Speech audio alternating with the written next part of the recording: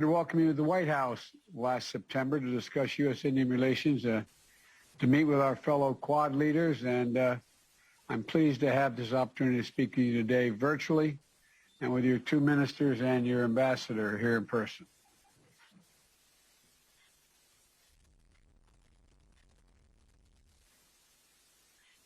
Is it contemporaneous? Yeah. Oh, I'm sorry. There's two vibrant democracies who one is learning how to make sure I can do this contemporaneously. But two vibrant democracies. We take the same concerns about the global challenges we face with COVID-19, advancing health security and tracking the climate crisis, and we share a strong and growing major defense partnership. At the root of our partnership is a deep connection between our people, ties of family, of friendship, and of shared values. On that note, I want to welcome India's humanitarian support for the people of Ukraine who are suffering a horrific assault, including a tragic shelling on a train station last week that killed dozens of innocent children and women and civilians attempting to flee the violence. The United States and India are going to continue our close consultation on how to manage the destabilizing effects of this Russian war. And I'm looking forward to our discussions today, Mr. Prime Minister. Our continued consultation and dialogue are key to ensuring the U.S.-Indian relationship continues to grow deeper and stronger, delivering our people and our global good that we all are seeking to manage, particularly in your part of the world. And the floor is yours, Mr. Prime Minister.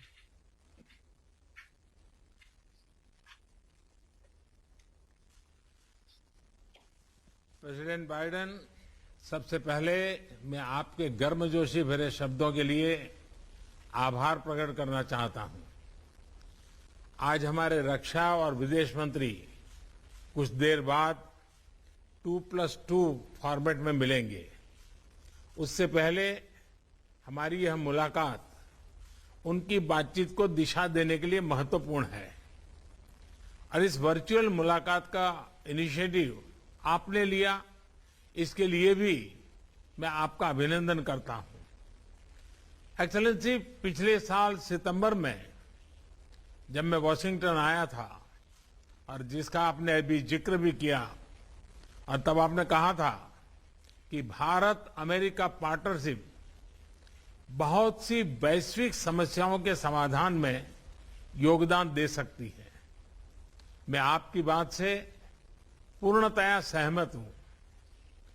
विश्व के दो सबसे बड़े और पुराने लोकतंत्रों के रूप में हम नेचुरल पार्टनर्स हैं और पिछले कुछ वर्षों में हमारे संबंधों में जो प्रगति हुई है, जो नया मोमेंटम बना है, आज से एक दशक पहले भी शायद ऐसी कल्पना करना मुश्किल था। एक्सेलेंसी, आज की हमारी बातचीत ऐसे समय पर हो रही है जब यूक्रेन में स्थिति बहुत चिंताजनक बनी हुई है। कुछ सप्ताह पहले तक 20,000 से अधिक भारतीय यूक्रेन में फंसे हुए थे और इनमें से अधिकांश युवा छात्र थे। काफी मेहनत के बाद हम उन्हें वहां से सकुशल निकालने में सफल हुए। हालांकि एक छात्र ने अपना जीवन खो दिया। इस पूरे घटनाक्रम के दौरान मैंने यूक्रेन और रूस दोनों के राष्ट्रपतियों से कई बार फोन पर बातचीत की। मैंने न सिर्फ शांति की अपील की, बल्कि मैंने राष्ट्रपति पुतिन को यूक्रेन के राष्ट्रपति के साथ सीधी बातचीत का सुझाव भी रखा। हमारी संसद में भी यूक्रेन के विषय पर बहुत विस्तार से चर्चा हुई। हाल में बूचा शहर में निर्दोष नागरिकों की हत्याओं की खबर बहुत ही चिंताजनक थी। हमने इसकी तुरंत निंदा की और एक निष्पक्ष जांच की मांग भी की है।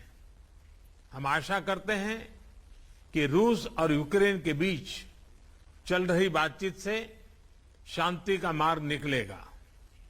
एक्सेलेंसी, हमने यूक्रेन में सिविलियन जनता की सुरक्षा और उनको मानवीय सहायता की निर्बाध आपूर्ति पर भी महत्व दिया है और जिसका अभी आपने प्रारंभ में जिक्र भी किया।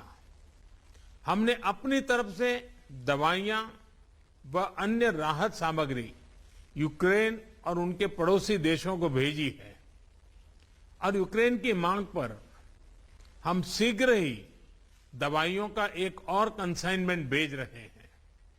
एक्सेलेंसी, आपने अपने कार्यकाल के शुरू में ही एक बहुत महत्वपूर्ण स्लोगन दिया था, डेमोक्रेसी कैन डिलीवर। भारत और अमेरिका की पार्टनरशिप की सफलता इस स्लोगन को सार्थक करने का सबसे उत्तम जरिया है। इस साल भारत अपनी स्वतंत्रता की 75वां वर्षगांठ मना रहा है और हम अपने डिप्लोमेटिक रिलेशंस की 75वीं सालगिरह भी मना रहे हैं। मुझे विश्वास है कि भारत की अगले 25 सालों की विकास यात्रा में अमेरिका के साथ हमारी मित्रता एक अभिन्न अंग रहेगी।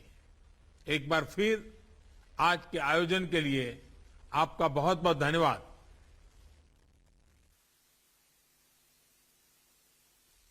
Minister. We're going to hold for just a moment, Mr. Prime Minister, while the press leaves the room.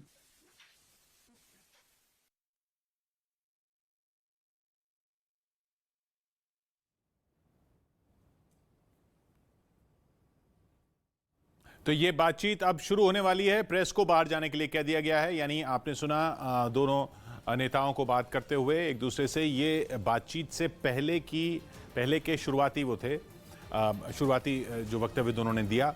और इसमें अहम बात नोट कीजिए, भारत, जैसा हम सब जानते हैं, भारत बैलेंस कर रहा है रूस और अमेरिका के बीच इस वक्त राजनयिक कूटनीतिक स्तर पर।